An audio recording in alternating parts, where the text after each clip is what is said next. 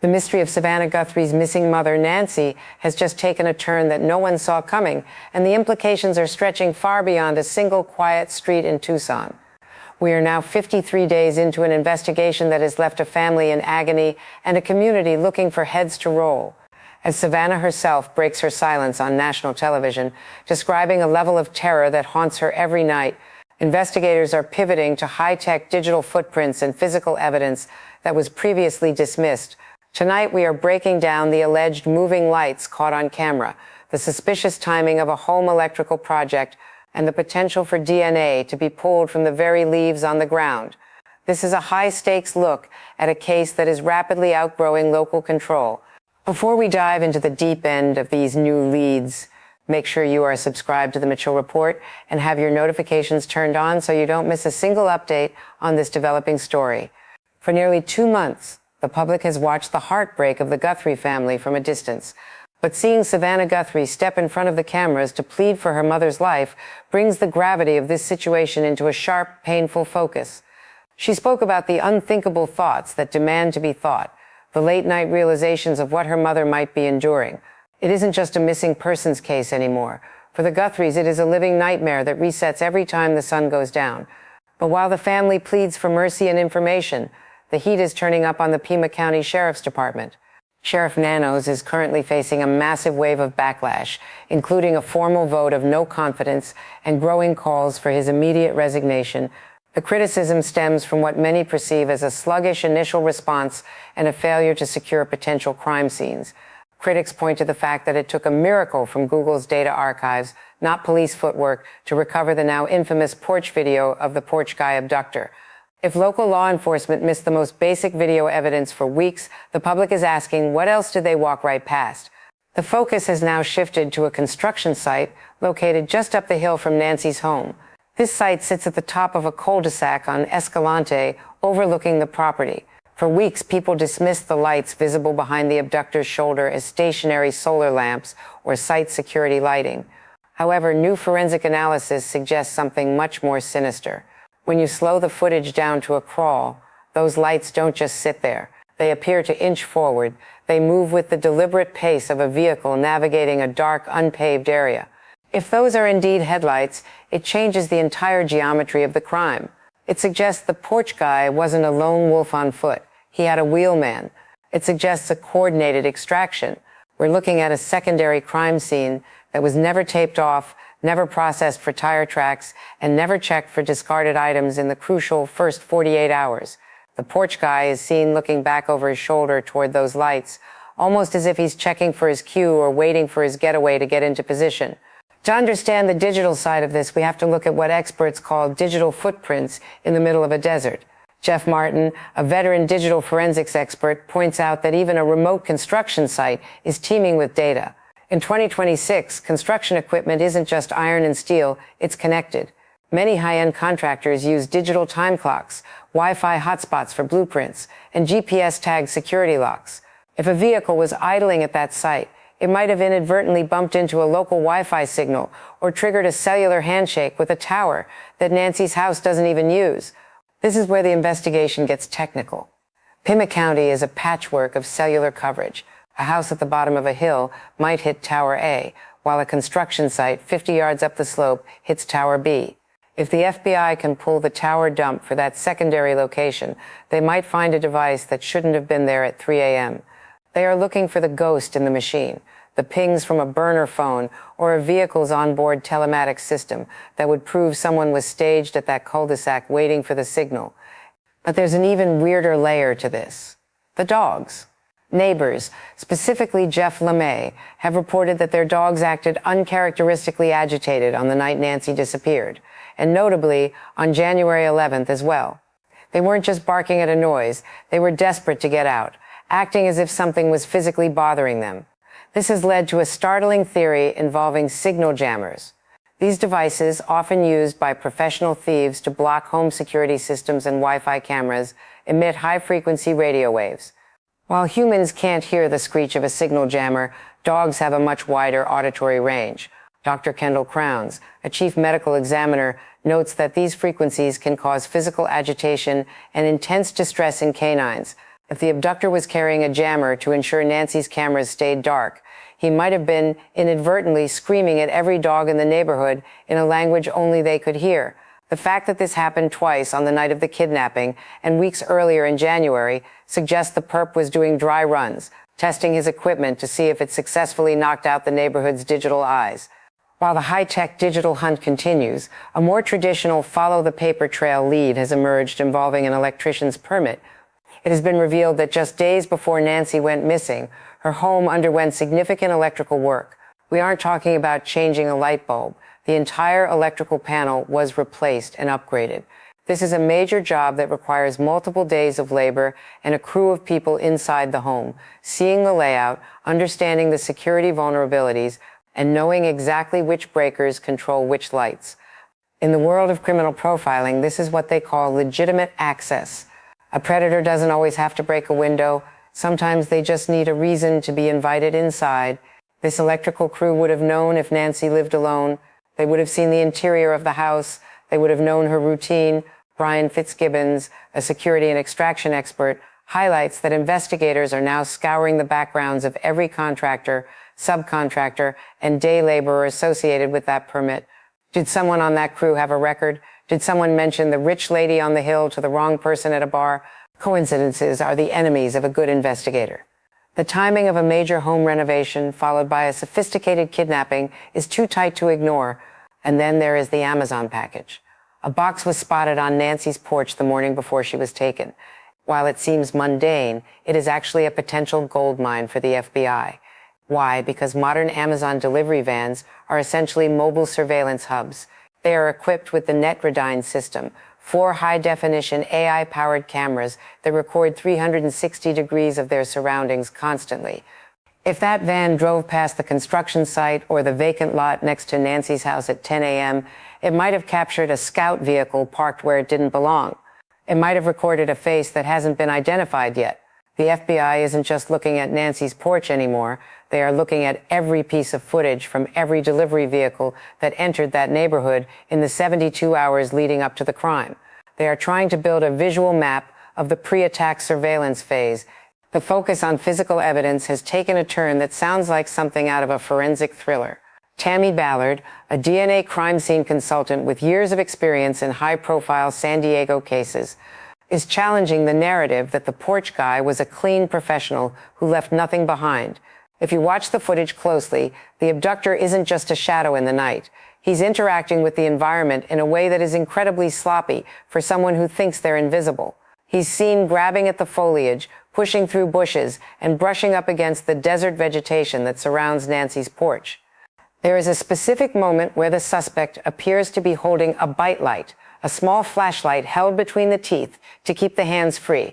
Every time he takes that light out of his mouth to adjust his gear or reposition himself, he is transferring saliva to his gloves. When those gloved fingertips then grab a leaf or a branch to steady his balance, he is essentially stamping his biological signature onto the landscape. Critics might say you can't get usable DNA off a leaf in the dry Arizona heat, but modern forensics says otherwise. The introduction of the M-VAC system, a specialized microbial vacuum, could be the Lazarus moment for this physical evidence. Unlike a standard cotton swab that only picks up surface-level material, the M-VAC uses a sterile solution and a high-powered vacuum to pull DNA out of the microscopic crevices of porous surfaces. It has been used to solve cold cases by pulling profiles off rocks and bricks that had been exposed to the elements for years. If the Pima County investigators secured those plants, even if they didn't think they'd find anything at the time, the FBI now has the tech to vacuum the suspect's genetic profile right off the desert floor. This is a race against time and degradation. DNA in the desert doesn't last forever under the harsh UV rays, but if those samples were bagged and tagged early on, they represent the most direct link to the man on the porch. We are moving past grainy pixels and moving into the realm of genetic certainty. The question isn't if the DNA is there, it's whether the initial responding officers had the foresight to collect irrelevant leaves before the wind swept the evidence away forever. But as the technical investigation heat up, a darker element has emerged: the jackals. In the wake of any high-profile tragedy, there is a certain breed of predator that feeds on the grief of the families left behind. We are seeing a surge of fake GoFundMe accounts and fraudulent social media tips designed to exploit the Guthrie family's desperation. These scammers aren't just stealing money. They are clogging the tip lines with noise, forcing investigators to waste precious hours vetting leads that lead back to offshore bank accounts or bored teenagers in basement bedrooms. The human cost of this noise is immeasurable. Imagine being Savannah Guthrie, waking up at 3 a.m. every single night, wondering if her mother is cold, if she's scared, or if she's even still alive. To have that trauma weaponized by someone looking to make a quick buck is a level of cruelty that the American public finds unforgivable. It speaks to a larger systemic failure where the information age has made it easier than ever to spread misinformation that can derail a legitimate manhunt. We also have to look at the vacant property theory. Nancy's home is bordered by land that isn't regularly occupied. In many of these suburban abductions, the perpetrator uses these dead zones to stage their approach. If the lights we saw on the construction site were indeed a vehicle, it means the abductor knew exactly which path offered the least amount of surveillance. He didn't just stumble onto Nancy's porch. He navigated a complex landscape of blind spots. This level of planning suggests someone who has been watching the neighborhood for weeks, if not months. The FBI is currently re-interviewing every neighbor within a 3-mile radius, asking not just about the night of the disappearance, but about any odd vehicles seen in the weeks leading up to February 1st. They are looking for the utility van that didn't have a logo, or the jogger who never actually seemed to be running. This is the pre-attack phase where the predator is at their most vulnerable to being caught, yet it's the phase that law enforcement often overlooks until it's too late. This brings us to the emotional heart of this crisis. It's easy to get lost in the talk of signal jammers and DNA vacuums, but we cannot lose sight of the woman at the center of this storm. Nancy Guthrie isn't just a subject in a missing persons case. She is a grandmother, a mother, and a pillar of her community. When Savannah speaks about her mother's terror, she isn't being dramatic. She is describing a reality that most of us can't even fathom. There is a specific kind of agony that comes with a no-contact abduction. In a traditional kidnapping, there is a demand, a reason, a dialogue. Here, there is only silence. It is a void that the family has to fill with their own worst-case scenarios. The Guthrie family has reportedly spent thousands of their own dollars on private investigators, aerial searches, and billboard campaigns, essentially doing the job that the taxpayers expect the sheriff's department to do. The impact on the Tucson community has been profound. People who used to leave their back doors unlocked are now installing triple-bolt locks and motion-activated floodlights. There is a sense that the social contract has been broken. If a woman can be snatched from her own porch in an affluent neighborhood with cameras rolling, no one is safe. This isn't just about finding Nancy. It's about restoring a sense of security to an American public that feels increasingly vulnerable in their own homes. We have to ask, what does justice look like now? For Savannah, justice is simply her mother walking through the front door. But for the rest of the country, justice is an accounting of how this was allowed to happen. Why did it take 50 days to look at the construction site? Why did the video have to be resurrected by a tech giant instead of being found by the boots on the ground? The failure of the system in the early days of this investigation has created a mountain that the FBI now has to climb, and every day that passes makes the summit harder to reach. As we look toward the next steps in this investigation, the pressure on the Pima County Sheriff's Office has reached a boiling point. The vote of no confidence isn't just a symbolic gesture. It is a clear signal from the rank-and-file officers that the leadership at the top has failed this family. When the people inside the department are calling for the boss to step down, it tells you everything you need to know about the state of the Guthrie investigation. There is also the matter of the $1.2 million reward. This is a staggering amount of money, one of the largest private rewards ever offered in a missing persons case. History tells us that money of this magnitude usually loosens tongues, but it also brings out the bounty hunters, individuals who are more interested in the payday than the truth. The FBI is walking a fine line, trying to encourage legitimate whistleblowers without turning the investigation into a circus. The digital forensics team is currently working on what they call signal reconstruction. They are taking the data from the neighbors' Wi-Fi routers that went dark and mapping the exact moment of failure. If they can sync those drop-off times with the movement of the headlights on the construction site, they can create a path of travel for the jammer. It's like following a trail of breadcrumbs, except the breadcrumbs are invisible radio waves and drop data packets. If the suspect moved from the construction site down Escalante and then toward the Mexican border, it opens up an entirely different jurisdiction. The Pima County Sheriff's Department admitted early on that their helicopters wouldn't do a drive-by of the border. That admission has become a central point of anger for the family. In a kidnapping where every minute counts, having a no-fly zone for your own investigators is a catastrophic oversight. The FBI, however, has no such restrictions. They are now coordinating with federal assets on both sides of the fence, looking for any sign that Nancy was moved across the line. The timeline of this investigation is now being scrutinized with a surgical precision that we haven't seen in recent American history. When we talk about the January 11th incident, weeks before Nancy Guthrie actually vanished, we are talking about the rehearsal phase. Neighbors reported their dogs acting up and their Wi-Fi flickering on that specific night. This wasn't a random glitch. It was a signature. In the world of high-stakes abductions, the predator rarely strikes cold. They test the perimeter. They check to see if the neighbor's motion lights are sensitive enough to trigger. They verify if the signal jammer in their pocket is powerful enough to reach the router in the back bedroom. If the Pima County Sheriff's Department had been alerted to these glitches in real time, could Nancy still be home today? That is the question haunting the Tucson suburbs tonight. We are seeing a pattern of missed signals that suggests the abductor was hiding in plain sight for nearly a month. They likely sat in that construction cul-de-sac, watching the rhythm of the Guthrie household. They knew when the lights went out. They knew when the street went quiet. This level of patience is what separates a crime of passion from a professional extraction. Investigators are now looking back at Lazarus, the recovered video, to see if there are any frames from the days leading up to the kidnapping. While the focus has been on the night of February 1st, the digital forensic teams are digging into the deleted archives of surrounding smart doorbell cameras. They are looking for the same Porch Guy or a similar silhouette, scouting the area. Often these cameras wake up when they sense motion, but don't always save the clip to the cloud unless a specific threshold is met. By working directly with the manufacturers, federal agents are trying to scrape the metadata of every motion event on Escalante for the entire month of January. This brings us back to the vehicle. If the lights moving behind the suspect's shoulder are indeed a car, the make and model are the holy grail.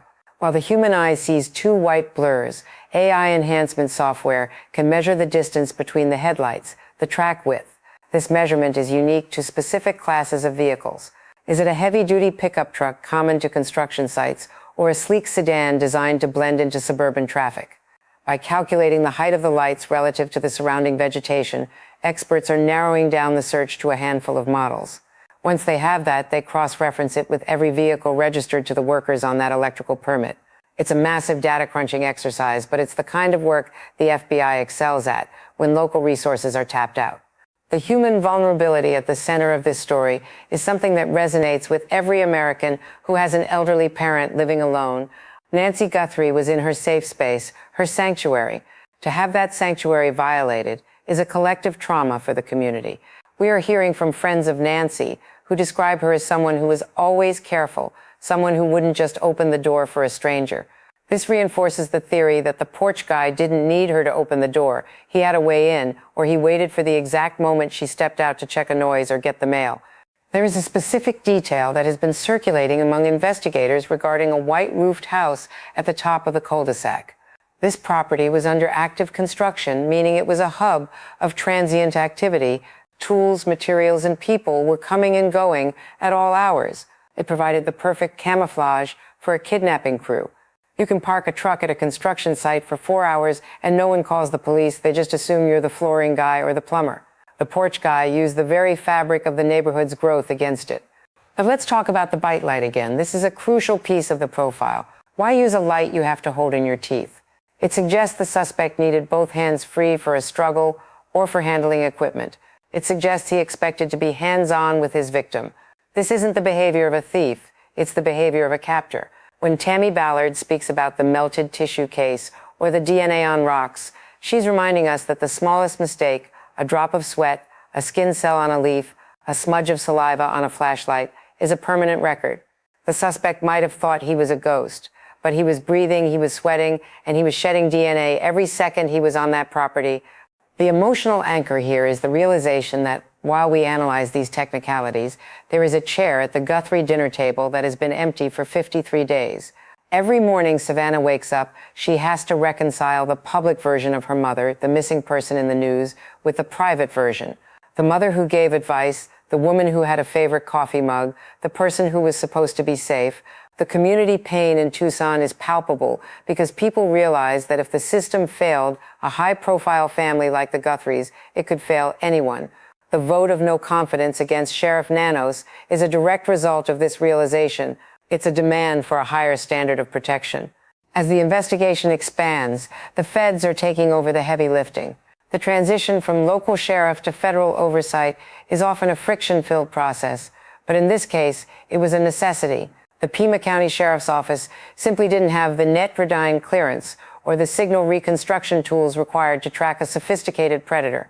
The FBI's Phoenix office has now turned this into a major case, which opens up a vault of resources, including satellite imagery and stingray technology that can track cellular anomalies from the night of the crime. We also have to look at the title theft warning that has been tied to this case. While it might seem like a secondary issue, investigators are looking into Nancy's financial records and property deeds. In a world where equity is the target, sometimes a kidnapping isn't about a ransom, it's about a signature. If someone was trying to gain control of the property or the estate, the Porch Guy might have been the muscle for a much more complex white-collar crime.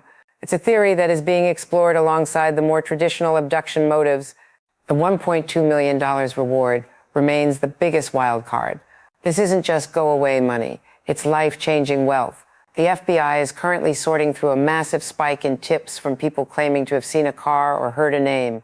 But among the noise, they are looking for the insider. Most kidnappings of this complexity involve more than one person, and usually someone talks, whether it's an ex-girlfriend, a disgruntled coworker, or a neighbor who saw a strange car in a garage. The jackals aren't the only ones watching. The real witnesses are the ones who are currently terrified of what they know. The FBI's plea is simple. If you worked on that electrical crew, if you were at that construction site, or if you were the Amazon driver who saw a face in a window, call. Every data point, no matter how small, is being fed into a central link analysis software. They are building a web, and every day, that web gets a little tighter. The moving lights were the first thread. The signal jammer was the second. The DNA on the foliage might be the final piece that ties the knot. The search for Nancy Guthrie has become a symbol of a larger struggle in America, the struggle between our desire for a smart, connected life and the vulnerabilities that those very connections create. Our Wi-Fi, our cameras, our digital locks, they are all tools for us, but they are also maps for them. The Porch Guy didn't just break into a home, he hacked a life. He used the neighborhood's own signals to hide his movements and the construction noise to mask his presence. But the Michell report has learned that the investigation is now moving toward a tertiary site. This is a location far from the Guthrie home where a vehicle matching the description of the moving lights was spotted on a traffic camera heading south. This isn't a confirmed lead yet, but it's the most promising movement we've seen in weeks. It suggests that the no-fly zone at the border was a massive tactical error that the perps exploited. While local helicopters were turning back, the suspect's vehicle was likely putting miles between themselves and the crime scene. Savannah's national plea wasn't just for her mother. It was a call to action for the entire country to stay vigilant. She reminded us that those thoughts demand to be thought. We cannot look away from the terror, because that terror is what fuels the search. The agony of the Guthrie family is a fuel for justice. Every time a new slow-mo reenactment is released, every time a forensics expert like Jeff Martin explains a new digital footprint, the world gets smaller for the person who took Nancy. The investigation into the electrician's permit is also yielding new names. We are learning that some of the subcontracted labor for the electrical work didn't go through the standard background checks. In a rush to finish the job before the permits expired, the paperwork might have been secondary to the labor. This is a common gap in home security that predators exploit. They find a way to get on a crew, get their eyes on a target, and then disappear before the job is even finished. The FBI is now tracking down every person who set foot on that property in the month of January. The shift in focus toward the vacant property adjacent to Nancy's home has revealed a chilling possibility that investigators are only now beginning to voice publicly. In many high-stakes abductions, the perpetrator doesn't just arrive and leave, they inhabit the space. They become part of the landscape. Sources indicate that forensic teams have returned to that vacant lot, looking for bedding down sites, places where a human being might have sat for hours, perhaps days, watching the Guthrie kitchen window. If the Porch Guy was waiting for the Wi-Fi to drop, he wasn't doing it from a moving car. He was likely tucked into the shadows of the desert brush, just yards away from where Nancy slept. This brings us to a critical realization about the system failure we've been tracking. If a predator can camp out on a neighboring lot in a high-end American suburb without being noticed, our collective sense of neighborhood watch is broken. We've traded human eyes for digital ones, and as we've seen, those digital eyes can be blinded with a $50 device bought off the dark web. The moving lights at the construction site weren't just a getaway, they were likely the signal. A flash of high beams from the cul-de-sac to tell the man in the bushes that the coast was clear and the jammer was active. The FBI is now reportedly looking into geofencing warrants that go back months. They aren't just looking for who was there on February 1st, they are looking for the anomaly, the device that appeared near Nancy's home 3 times in January and then vanished forever on February 2nd. This is how you catch a professional. You don't look for the crime, you look for the preparation. Every dry run, every stakeout, every time they checked the signal strength of that electrical panel, it all left a digital footprint that is currently being reconstructed in a lab in Phoenix.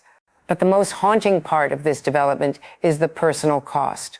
We are talking about a woman who worked her entire life to build a home that was supposed to be her fortress. The fact that an electrician's permit or a construction project next door could be the Trojan horse that allowed a predator to map her life is a wake-up call for every homeowner in this country. It's not just about locks and cameras anymore. It's about the people we let into our vulnerability zones. As Savannah Guthrie continues to use her platform to keep her mother's name in the headlines, the message is clear. The family will not stop until every jackal, every porch guy, and every negligent official is held to account. Tonight, as we stand at day 53 of the Nancy Guthrie investigation, the map of this crime has expanded from a single porch in Tucson to a massive federal manhunt involving digital forensics, DNA vacuuming, and a $1.2 million reward that is burning a hole in the pocket of anyone who knows the truth. We've seen the miracle of recovered video evidence and the heartbreaking reality of a daughter's late-night agony. We've explored the theory of the bite light and the moving headlights that suggest a coordinated, multi-person extraction. This is no longer a local mystery. It is a test of our national ability to protect our most vulnerable and a demand for a higher standard of law enforcement accountability. The story of Nancy Guthrie is a reminder that in the modern age, the unthinkable can happen in the time it takes for a Wi-Fi signal to flicker. But it is also a testament to the power of a family's love and the relentless pursuit of the truth. Savannah Guthrie's plea for help isn't just a request for information. It is a demand for justice that resonates from the Arizona desert to every corner of this country. We've gained a deeper understanding of the sophisticated tactics used by modern predators, but we have also seen the incredible technology being deployed to hunt them down. If you have any information, no matter how small or seemingly insignificant, about a vehicle near Escalante, a suspicious worker on an electrical crew, or any detail regarding Nancy Guthrie's whereabouts, please call the FBI at 800-225-5324. Your tip could be the one that finally brings Nancy home. Please share this video to keep the search alive and hit the like button to help this investigation reach more people who might have seen something. If you haven't already, subscribe to the Michell Report for continued in-depth coverage as this case develops. Every eye counts and every share matters. The desert holds its secrets tight, but the light of the truth is finally starting to peek over the horizon. I am Michelle. This is the Michell Report. Thank you for watching.